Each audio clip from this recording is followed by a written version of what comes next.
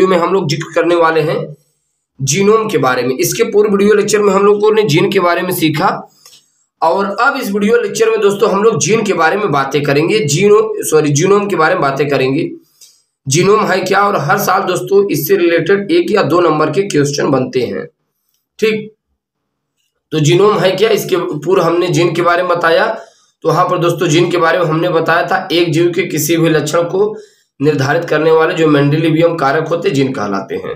ठीक, तो जीनोम क्या है, जीनोम क्या कहता है, किसी भी जीव में गुणसूत्रों के अगुणित सेट को जीनोम कहते हैं। दोस्तों जो जीव होते हैं उनमें कुछ ऐसे सेट होते हैं वो अगुणित होते हैं, अभी हम आपको बताएंगे अगुणित है क्या।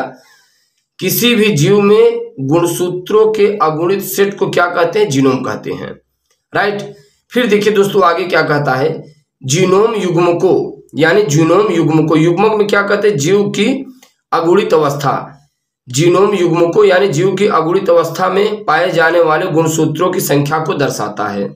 ठीक, यहां पर दोस्तों हमने क्या कहा, जीनोम युग्मकों यानी जीव की अगुणित अवस्था में पाए जाने वाले गुणसूत्रों की संख्या को क्या करता है, दर्शाता है।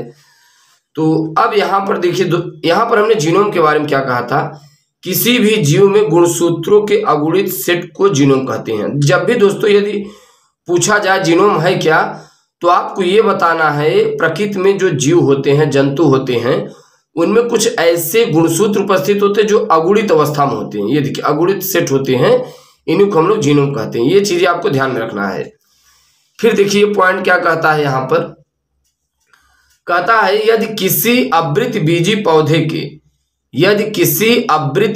पौधे के पराग कण में 12 गुणसूत्र हैं।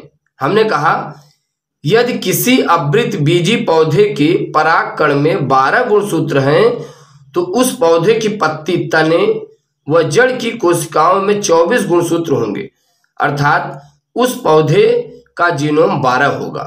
बात समझ में आई। तो ये दोस्तों ये 12 क्या है, उसके अगुणित सेट हैं।